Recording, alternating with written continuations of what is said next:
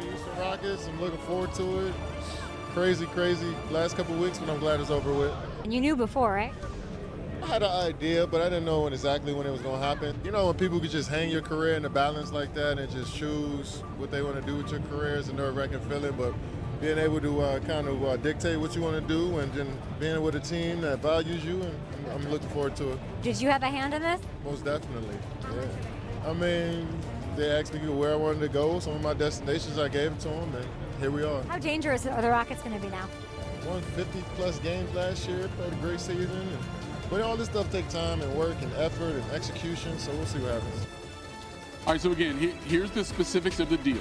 The Rockets get just one dude, and it's KD. The Suns get a lot of pieces. Jalen Green, Dillon Brooks, they're going to Phoenix. The number 10 pick in the draft, which is Wednesday.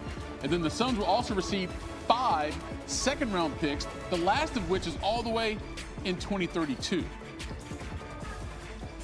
All right, back with Brian Windhorst now. And Wendy, no disrespect to Kevin Durant whatsoever, future Hall of Famer, cemented.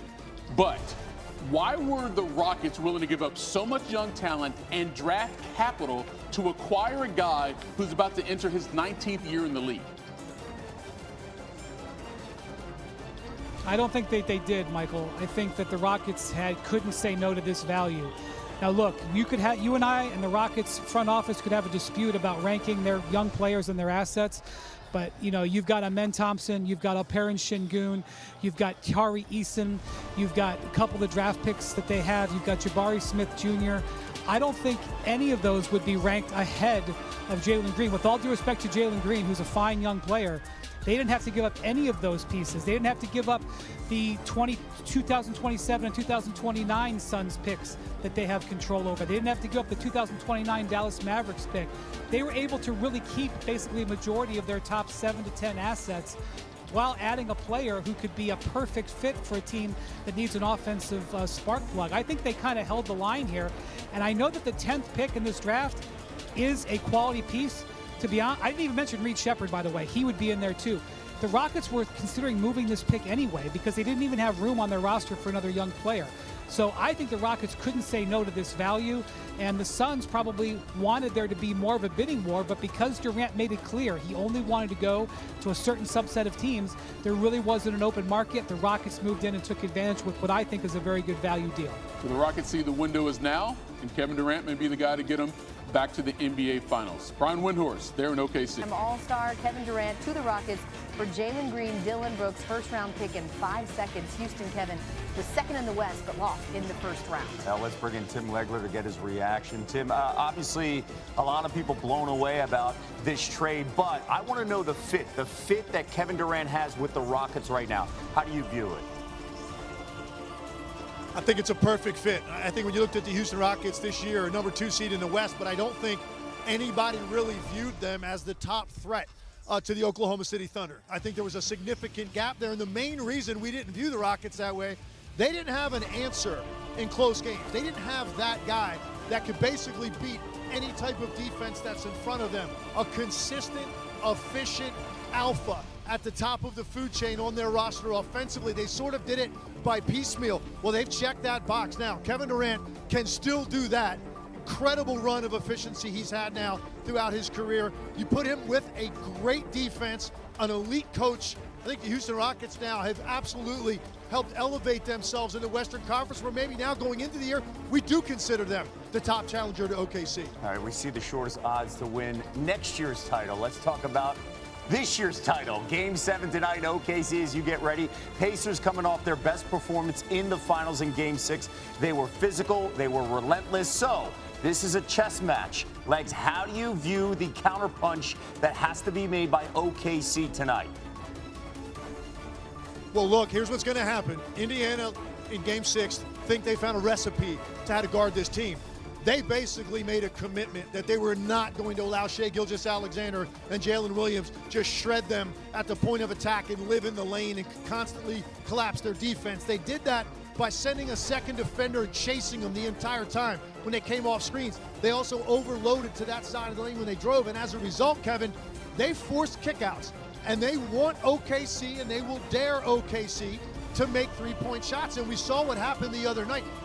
At the end of the day, the box score said 8 made threes. That's one of the most misleading numbers I've seen in a long time. They only made 1 in that game that actually mattered before things got out of hand. So how do you change that? You've got to make threes early to loosen up that defense and make Rick Carlisle and the Indiana Pacers think about something other than just overloading on their 2 best players. If they can loosen it up in the first quarter by making some threes, now Rick Carlisle and Indiana has to adjust to that. Keep in mind this one specific stat here. OKC and Indiana, they've played 3 times in the finals in OKC. The Thunder have led nearly all 3 games. For only 3 minutes, the Pacers have had the lead in 3 games in OKC. Legs, thank you so much. For much more on Kevin Durant making the big news today in the NBA, let's go back to Elle. Yeah, that's right. We're going to bring in Stephen A. Smith. I haven't been on the socials because I've been working, but Stephen A., I believe these are your first thoughts on national TV. It comes across your feed that Kevin Durant is a Rocket, and you're thinking what?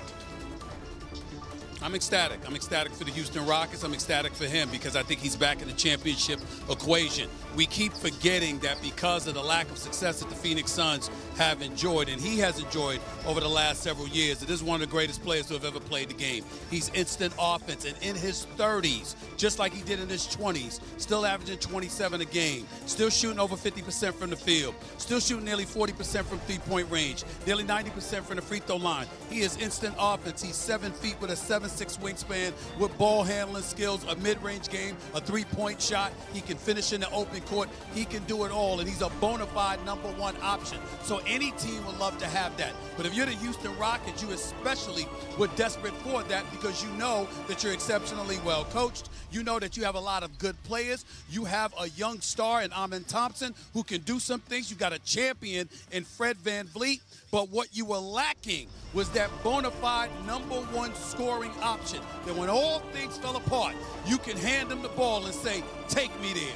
Kevin Durant is that kind of player, and the Houston Rockets know it, and that's why they gave up a Jalen Green and Dylan Brooks, captured the number 10 overall pick along with 5 second-round picks, because this brother is worth it. Yeah. It's that simple. Yeah, and honestly, the odds makers agree because they have catapulted second shortest odds now just behind the Thunder to win next year's NBA championship. Stephen A. is going nowhere because clearly we need your thoughts on Game 7 tonight from OKC, and we'll get that in just a second with our countdown crew. Thanks, S.A. Trading 15-time All-Star Kevin Durant to the Rockets for Jalen Green, Dylan Brooks, and the number 10 pick in this year's draft on Wednesday, and 5 second-round picks. And for much more on this monster trade, the guy who broke the story, Shams Charania, joining us now live from OKC. So we've heard a couple of the teams that were in the KD sweepstakes. Why did the Suns go with the Rockets offer? Kevin, over the last 24 hours, Miami and Houston were competing against each other to see who would have the best package for Kevin Durant at the end of the day. And what that showed is that at the trade deadline, Kevin Durant was blindsided when he was included in any type of trade talk. But now he was in the driver's seat. He had a voice in this. Him and his business manager and partner, Rich Kleiman, worked with the Suns on his potential destinations. And the Heat